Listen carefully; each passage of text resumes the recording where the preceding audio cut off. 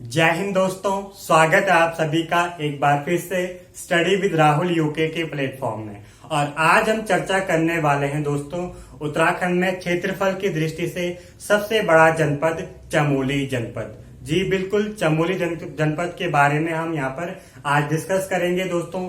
सबसे पहले जानते हैं दोस्तों बेसिक चीजें यहाँ पर क्या क्या इंपॉर्टेंट है, किस किस प्रकार से हम चमोली जनपद को जानते हैं एक आम आदमी के तौर पर, एक कॉमन लाइफ के तौर पे। दोस्तों आपने सुना ही होगा कि भारत के 4 धामों और उत्तराखंड के 4 धामों में से एक प्रसिद्ध धाम बद्रीनाथ चमोली जनपद में है। यहीं पर पंच प्रयागों में 3 प्रयाग विष्णु प्रयाग, नंद प्रयाग एवं कर्ण प्रयाग चमोली जनपद में है। यहीं पर आपके पंच केदारों में 2 केदार रुद्रनाथ एवं कल्पेश्वर स्थित है। यहीं पर आपकी पंचधाराएं, पंचशिलाएं, पंचकुंड स्थित हैं दोस्तों। और यहीं पर वैली ऑफ फ्लावर कह सकते हैं, फूलों की घाटी है चमोली जनपद में। और चमोली जनपद में ही दोस्तों उत्तराखंड का सबसे ऊंचा पर्वत नंदा देवी पश्चिम स्थित है। और यहीं पर दोस्तों दूसरा जो सबसे ऊंचा पर्वत है कामेट, वो भी चमोली जनपद में है। और बात करें बुग्यालों की तो यहीं पर उत्तराखंड का सबसे बड़ा बुग्याल बेदिनी बुग्याल चमोली जनपद में स्थित है। तो ये सारी बेसिक चीजें हैं दोस्तों चमोली जनपद के बारे में जो आप सभी को पता होने चाहिए। तो सबसे पहले अगर बात करें ऐतिहासिक दृष्टि से चमोली जनपद के बारे में, दोस्तों माना जाता है कि महाभारत के पर्व में अर्थात महाभारत के काल में 2 आश्रम हुआ करते थे उत्तराखंड में, कर्णाश्रम एवं बद्रिकाश्रम। जो कर्णाश्रम है वो पड़ता है आपका पौड़ी गढ़वाल में। इसके बारे में दोस्तों हम पौड़ी डिस्ट्रिक्ट सीरीज में चर्चा करते हैं। बात करते हैं बद्रिकाश्रम के बारे में, तो बद्रिकाश्रम पड़ता है आपका चमोली जनपद में, जो कि काफी प्रसिद्ध है। और इसके बाद अगर बात करें दोस्तों इसके और इतिहास की, तो उत्तराखंड में प्रमुख ऐतिहासिक वंश आए हैं, राजवंश आए हैं। बात करें अगर कार्तिकेयपुर वंश की, तो स्टार्टिंग में जब कार्तिकेयपुर वंश की स्थापना होती है तो उस समय उसकी राजधानी भी चमोली जनपद में ही रहती है। उसके बाद चमोली जनपद में एक 52 गढ़ों में प्रसिद्ध गढ़ चांदपुर गढ़ रहता था और रहता अभी भी, उसके साक्ष्य प्राप्त होते हैं दोस्तों चांदपुर गढ़ में। तो वहां पर भानु प्रताप नामक एक राजा था जिसकी 2 पुत्रियां थी, सुचित्र वीणा और विचित्र वीणा।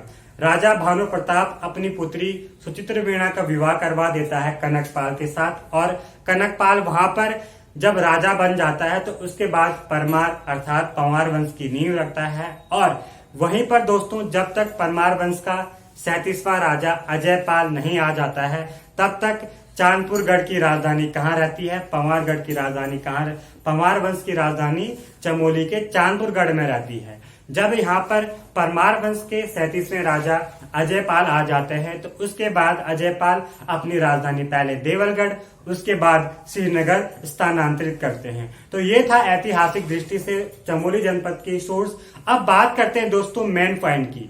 हमें स्टार्ट करना है चमोली जनपद को बेसिक से, क्योंकि यहाँ पर चमोली जनपद में उत्तराखंड के किसी भी एग्जाम में या कह सकते हैं किसी भी टाइप का एग्जाम हो, चमोली जनपद से एटलीस्ट एक न एक क्वेश्चन एग्जाम में जरूर आता है। और आज तक सारे पेपरों में, उत्तराखंड के सारे पेपरों में चमोली जनपद से एक न एक क्वेश्चन आया है, क्योंकि क्षेत्रफल की दृष्टि से भी काफी बड़ा जनपद है चमोली जनपद। और ऐतिहासिक दृष्टि से भी, धार्मिक दृष्टि से भी चमोली जनपद का बहुत इंपॉर्टेंट रोल है उत्तराखंड में। तो चलिए दोस्तों सबसे पहले बात आती है चमोली जनपद की स्थापना की।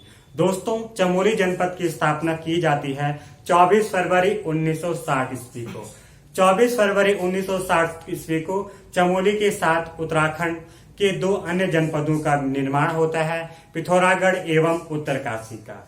अब बात आती है दोस्तों कि चमोली जनपद किन जनपदों से मिलकर बना है या किन जनपदों का हिस्सा अलग करके चमोली जनपद क्रिएट किया गया है। तो यहाँ पर दोस्तों टिहरी जनपद, जिसकी स्थापना 1815 में सुदर्शन शाह जी द्वारा मानी जाती है। फिर 1949 में टिहरी रियासत का भारतीय संघ में विलय हो जाता है। तो टिहरी से कुछ हिस्सा चमोली का टिहरी से लिया जाता है और कुछ हिस्सा पौड़ी गढ़वाल से। पौड़ी गढ़वाल की स्थापना कब हुई थी? 1839-40 ईस्वी में। तो पौड़ी गढ़वाल से भी कुछ भाग चमोली जनपद का लिया जाता है। आप सोच रहे होंगे कि यहाँ पर आप चमोली के मैप में देख रहे होंगे कि इसके पश्चिम में तो रुद्रप्रयाग है, टिहरी का तो कहीं कनेक्शन है नहीं। तो दोस्तों ये वाला भाग है टिहरी का, इधर वाला। अब हुआ क्या, जब टिहरी बना था, मान के चलो 1949, तब रुद्रप्रयाग जनपद भी टिहरी में शामिल था, कुछ उत्तरकाशी में, कुछ पौड़ी में, ठीक है, और कुछ चमोली में। जब 1997 ईस्वी में रुद्रप्रयाग जनपद अलग बनाया गया, यानी कुछ हिस्सा इसका चमोली से लिया गया, कुछ टिहरी से लिया गया, कुछ उत्तरकाशी और कुछ पौड़ी से लिया गया। तो यहाँ पर टिहरी और चमोली के बीच काफी संबंध है, क्योंकि रुद्रप्रयाग बाद में बना है चमोली के बाद। चमोली की स्थापना होती है 24 फरवरी 1960 ईस्वी को। कब? 24 फरवरी 1960 ईस्वी को। आप देख रहे होंगे दोस्तों, चमोली जनपद का मैप है। चमोली जनपद की 6 आंतरिक सीमाएं हैं, अर्थात चमोली जनपद हमारा 6 अन्य जनपदों से कनेक्टेड है। देखिए कौन कौन से। बात करें दोस्तों अगर उत्तर पश्चिम की, उत्तर पश्चिम में उत्तरकाशी कनेक्टेड है। बात करें अगर पूर्व की, तो पूर्व में पिथौरागढ़। अगर बात करें दक्षिण पूर्व, दक्षिण पूर्व में बागेश्वर, दक्षिण पश्चिम में पौड़ी गढ़वाल, और पश्चिम में कनेक्टेड है, यानी चमोली जनपद की सीमा लगती है रुद्रप्रयाग जनपद से। यही बात करें उत्तर की, तो उत्तर में दोस्तों चमोली जनपद की अंतरराष्ट्रीय सीमा लगती है चीन तिब्बत से। किससे? चीन तिब्बत से। और चीन तिब्बत के बीच काफी सारे दर्रे हैं, जिनके बारे में हम आगे चलकर डिस्कस करेंगे कि यहीं पर आपका तुंजुम दर्रा है, नीति माणा दर्रा हो गया, बाराहोती हो गया, कोई हो गया दोस्तों यहाँ पर। तो काफी सारे दर्रे हैं चीन एवं चमोली के बीच। वही बात करें अगर पिथौरागढ़ और चमोली के बीच, तो इनके बीच भी काफी सारे दर्रे हैं। पिथौरागढ़ और चमोली के बीच 4 इंपॉर्टेंट दर्रे हैं दोस्तों। मार्चयोग हो गया, चोर होती तो आपका चीन एवं चमोली के बीच है, 12 होती है दोस्तों पिथौरागढ़ और चमोली के बीच। इसके बाद आता है इसमें सेकेंड दर्रा आपका मार्चयोग, टोपी धुरा, और एक और दर्रा आता है दोस्तों, मुझे ध्यान नहीं आ रहा, उसका नाम मैं आपको आगे चलकर बता दूंगा। यहाँ पर लाटू धुरा, टोपी ढूंगा और लाटू धुरा है दोस्तों। अब बात करें बागेश्वर से, तो बागेश्वर से सुंदर ढोंगा नामक दर्रा कनेक्टेड है चमोली जनपद से। अब बात करते हैं दोस्तों उत्तरकाशी वाला हिस्सा, तो उत्तरकाशी से एक दर्रा मिलता है कालिंदी दर्रा। कौन सा दर्रा? कालिंदी दर्रा। कालिंदी दर्रा के बारे में हम उत्तरकाशी जनपद सीरीज में भी पढ़ चुके हैं। तो यहाँ पर देख रहे होंगे दोस्तों आप उत्तराखंड के चमोली जनपद के मैप में कि 6 आंतरिक सीमाएं हैं और एक अंतरराष्ट्रीय सीमा है चमोली जनपद की, और ऐतिहासिक दृष्टि से बहुत इंपॉर्टेंट है और एग्जाम की दृष्टि से भी बहुत इंपॉर्टेंट है चमोली जनपद। तो चलिए दोस्तों आज शुरू करते हैं चमोली जनपद को। सबसे पहले बात 24 फरवरी 1960 को स्थापना होती है, और प्रारंभ में इसका मुख्यालय चमोली में ही रहता है दोस्तों। प्रारंभ में इसका मुख्यालय चमोली जनपद में रहता है, लेकिन यहाँ पर 20 जुलाई 1970 में बाढ़ आ जाती है, जिसके कारण यहाँ के राजभवन काफी सारे महल बह जाते हैं, और उसके पश्चात इसकी राजधानी बना दी जाती है गोपेश्वर को। गोपेश्वर 20 जुलाई 1970, 20 जुलाई 1970 ईस्वी के बाद यहाँ पर चमोली जनपद की राजधानी बना दी, हेडक्वार्टर बना दिया जाता है दोस्तों। किसको? गोपेश्वर को। बात करें प्राचीन नाम, तो सबसे पहले प्राचीन नाम में आता है दोस्तों लाल सांगा। अब लाल सांगा इसका नाम क्यों पड़ा दोस्तों? लाल सांगा को से आपको ध्यान आ रहा होगा कि हम गढ़वाली में यूज करते हैं सांगल। सांगल से हम अपने जो पैट्स होते हैं लाइक भैंस वगैरह, बफेलो वगैरह, उनको बांधते हैं। तो यहाँ पर क्या था दोस्तों, लाल सांगा का मीनिंग चमोली जनपद में जो अलकनंदा नदी है उस पर एक पुल बनाया गया था, और वो पुल लाल रंग के सांगल से बांधा गया था, यानी लाल रंग के सांगल से वो अलकनंदा नदी पर पुल बांधा गया था, जिसके कारण यहाँ का नाम लाल सांगा पड़ा। अब बात करते हैं अन्य नामों की। अलकापुरी, विशाला, मुक्ति प्रदा, योग सिद्धा, नर नारायण आश्रम, बद्रीवन, ये सारे दोस्तों वैसे बद्रीनाथ के भी उपनाम हैं। बद्रीनाथ के भी अन्य प्राचीन नाम है, लेकिन बद्रीनाथ एक प्रसिद्ध धाम होने के कारण, क्योंकि काफी अट्रैक्ट करता है पर्यटकों को यहाँ पर बद्रीनाथ धाम, और चमोली जनपद की जो पर्यटन दृष्टि से इसकी विख्यातता है, इसको भी प्रसिद्ध करता है बद्रीनाथ धाम, जिसके कारण यहाँ पर ये जो नाम लिखे गए हैं चमोली जनपद के भी प्राचीन नाम माने जाते हैं।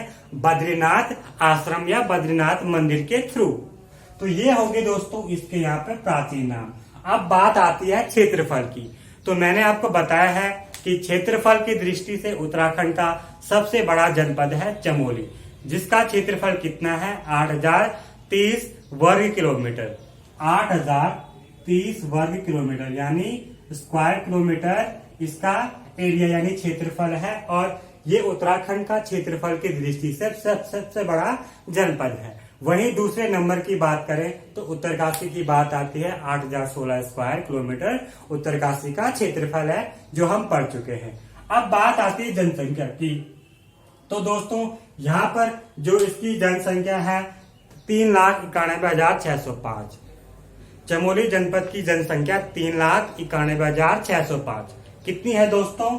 3,91,605 चमोली जनपद की जनसंख्या है। मैंने आपको इससे पिछले लेक्चर में रुद्रप्रयाग जनपद की जनसंख्या बताई थी 2,42,285, जो आपको याद रखनी है। आपको हर एक डिस्ट्रिक्ट की दोस्तों पॉपुलेशन, एरिया, जनघनत्व हो गया, लिटरेसी रेट यानी साक्षरता हो गया, लिंगानुपात, विधानसभाएं, बेसिक चीजें सारी याद रखनी है, क्योंकि एग्जामिनर कभी से और कभी भी कहीं से भी क्वेश्चन उठा के दे सकता है। अब बात करते हैं दोस्तों लिंगानुपात की। पहले बात करते हैं जनघनत्व। तो 49 यानी 49 यहाँ का जनघनत्व है। कितना? 49।